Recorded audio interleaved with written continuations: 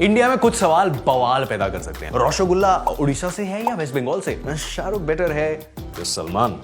पर इन सारे सवालों में सबसे ज्यादा कंट्रोवर्शियल सवाल है ये वाला, इंडियन मेंस क्रिकेट टीम का सबसे बेहतरीन कैप्टन कौन है? लेकिन कपिल पाजी ने तो अपना फेवरेट डिसाइड कर लिया है और रोहित शर्मा ने भी। तो आइए कमेंट सेक्शन में महायुद्ध शुरू करने की रिस्क लेते हुए ये पता लगाने की कोशिश करते हैं कि कौन है आखिरकार इंडियाज बेस्ट एवर कैप्टन।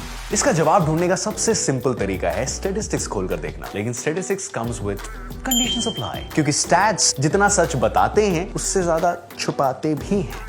इस पे बाद में आते हैं। अगर आपको इंडियन टीम के डेब्यू यानी कि 1932 से आज तक के सारे कैप्टन्स को कंपेयर करना हो तो सिर्फ टेस्ट क्रिकेट को ही देखना फेयर होगा, क्योंकि लिमिटेड ओवर्स क्रिकेट तो 1970 से पहले था ही नहीं। हाँ, शायद कुछ कैप्टन्स के लिए क्राइटेरिया थोड़ा सा अनफेयर हो सकता है, लेकिन धोनी को कौन टाल सकता है। अभी देखते हैं कि इंडियन टेस्ट कैप्टन्स में से सबसे अच्छा रिकॉर्ड किसका है। इंडिया के सबसे सक्सेसफुल टेस्ट कैप्टन हैं विराट कोहली। उनके नाम कुल 33 विन्स हैं, जिनमें से 13 ओवरसीज हैं। उनका विन परसेंटेज 60% है, जो कि सारे इंडियन कैप्टन्स जिन्होंने 2 या 2 से ज्यादा टेस्ट में कैप्टनसी की है उनसे अधिक है। ये रेशियो ना केवल इंडिया बल्कि पूरी दुनिया में किसी भी टेस्ट कैप्टन से ज्यादा है, अगर आप उन कैप्टन्स को गिने जिन्होंने कम से कम 20 गेम्स में अपनी टीम को लीड किया है। ऑफ कोर्स क्रिकेट एक ऐसा गेम है जहां पर विन और लॉस रेशियो ही सब कुछ नहीं होता। इस स्टैट से कैप्टन की लीडरशिप या उनका एक्चुअल इंपैक्ट का पूरा आइडिया नहीं मिलता, और ये नंबर्स ये भी नहीं बताते कि इन कैप्टन्स को ये टीम किस कंडीशन में सौंपी गई और वो इस टीम को कहां तक ले गए। भारत की टीम आज जितनी मजबूत है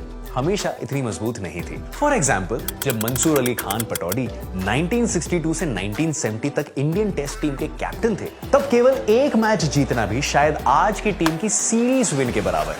कुछ इसी तरह जब 2000 में सौरव गांगुली को टीम सौंपी गई तब इंडियन टेस्ट टीम की रैंकिंग थी 8th, और जब 2005 में उन्होंने कैप्टनसी छोड़ी तब इंडिया की टेस्ट रैंकिंग थी नंबर 2।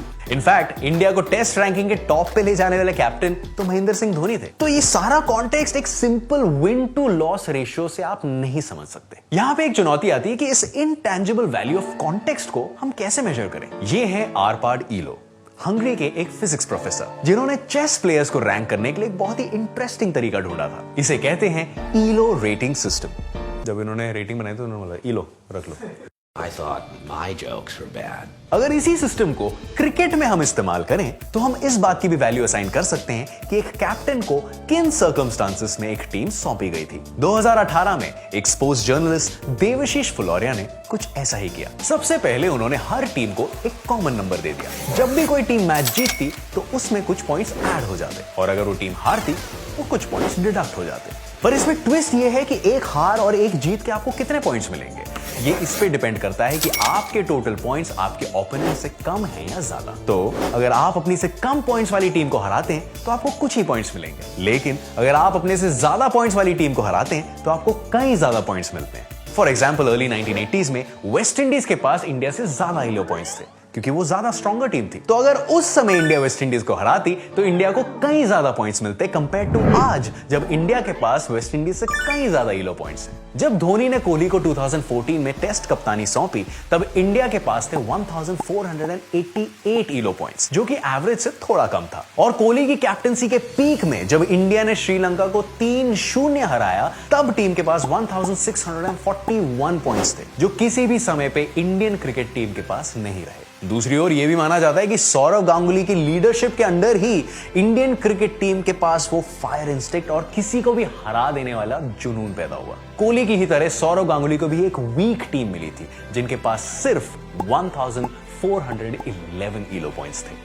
पर जब उन्होंने कैप्टनसी छोड़ी तब इंडियन टीम के पास 1549 पॉइंट्स थे, जो एवरेज से काफी ऊपर है। अगर इस मेथड से कैलकुलेट करें तो ईलो पॉइंट्स में सबसे ज्यादा अंतर लाने वाले कैप्टन्स में सबसे ऊपर सौरव गांगुली ही हैं with the difference of 128 points. उनके ठीक पीछे हैं विराट कोहली विद 123 पॉइंट्स। हालांकि उनकी कैप्टनसी का अंत नहीं हुआ है, पर एज ऑफ टुडे हम ये सेफली कंक्लूड कर सकते हैं कि Saurav Ganguly is India's best ever captain according to the Elo rating system.